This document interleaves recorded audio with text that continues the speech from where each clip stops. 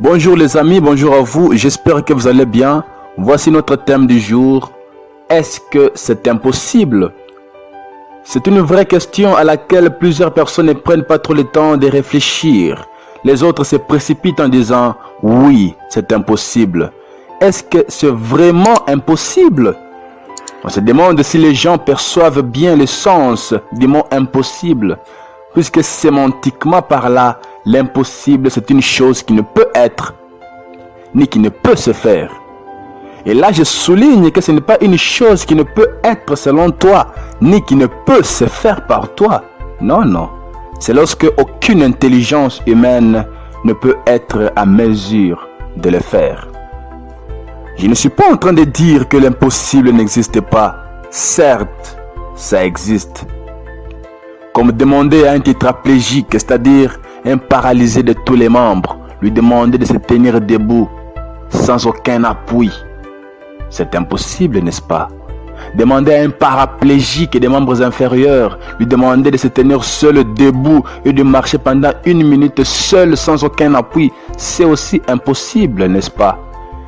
Transformer l'eau en vin, humainement par là, c'est impossible. À moins que tu fasses recours à une force surhumaine, surnaturelle. Une chose que tu ne peux pas faire pour l'instant, tu ne peux pas dire pour autant que c'est impossible. Dis plutôt que c'est un peu compliqué pour l'instant, puisque les mêmes choses, les autres les font. C'est ainsi que vous remarquerez que le terme impossible, c'est suivant les niveaux. Et cela me fait penser à un exemple. Je me rappelle lorsqu'on était à l'école primaire, on nous disait que 2 moins 1 est égal à 1. Mais 1 moins 2 était impossible, n'est-ce pas? Mais écoutez, lorsqu'on était arrivé à l'école secondaire, tout a changé. On nous a dit que 1 moins 2 était égal à moins 1. Donc c'était possible. Mais la question que je vous pose, est-ce que 1 moins 2 était devenu possible lorsque tu étais arrivé à l'école secondaire, ou bien c'était toujours possible même pendant que tu étais encore à l'école primaire? Moi je me dis que le 1 moins 2 était toujours possible même lorsque tu étais encore à l'école primaire. Mais lorsque tu y étais encore, tu pouvais être fier lorsque tu arrivais à la maison et que ton maître de la maison te posait la question 1 moins 2 égale à combien, tu réponds avec toute la conviction possible que c'est impossible. Là, il y a le niveau. Donc, il y a des niveaux de la vie où tu arrives, tu penses que rien n'est possible. Tu penses que cette chose-là est impossible parce que ça te dépasse. Ça te dépasse. Non, non. On doit évacuer le terme impossible de nos bouches et de nos têtes tant que ce n'est pas encore impossible. Puisque à force de dire c'est impossible, on y croit. Nous posons des barrières, nous posons des obstacles.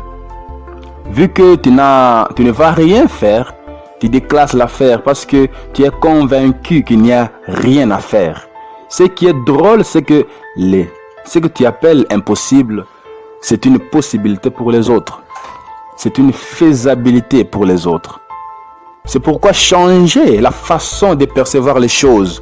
Lorsqu'on te demande pourquoi tu n'as pas de véhicule, dis que ce n'est pas juste le temps, mais j'en aurai. Pourquoi est-ce que tu n'as pas encore construit ta maison ou faire telle ou telle chose? Il n'est pas impossible de le faire, c'est juste que je ne suis pas encore disponible ou je n'ai pas encore assez de moyens pour le faire. Mais je le ferai. Vous voyez? Mais à ce niveau-là, il y a une autre chose qui s'ajoute, il y a la volonté.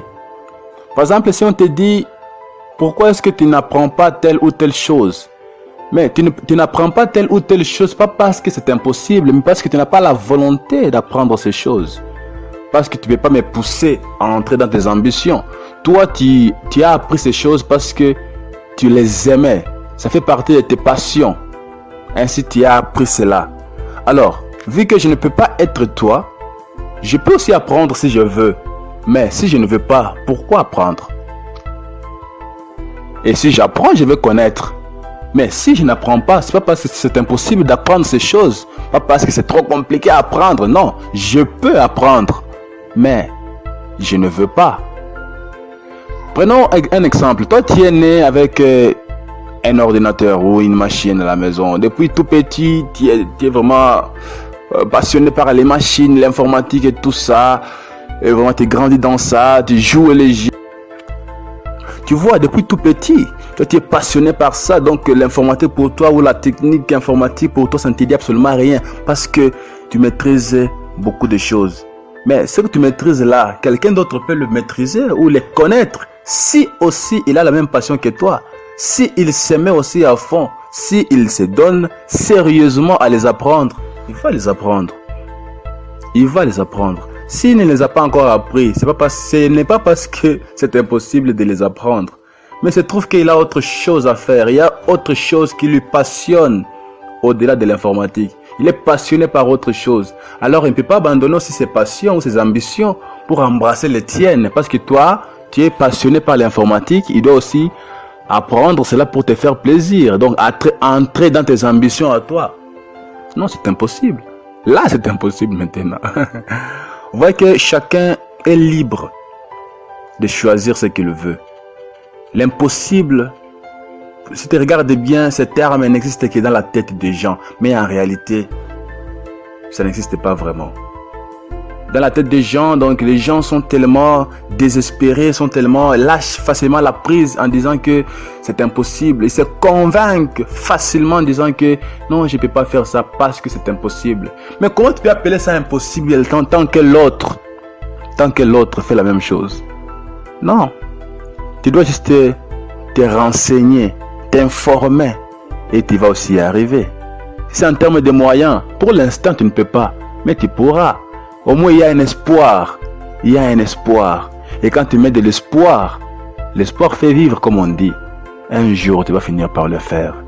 Mais si tu commences par dire que c'est impossible, si tu commences par dire que c'est impossible, là, ton cerveau va communiquer immédiatement que c'est impossible. Ainsi, tu ne seras à mesure de faire quoi que ce soit. Donc, je vous encourage à changer la façon de percevoir les choses, à changer la façon de voir les choses, à changer la façon de concevoir les choses. C'était votre frère Books Motivations, votre stimulateur.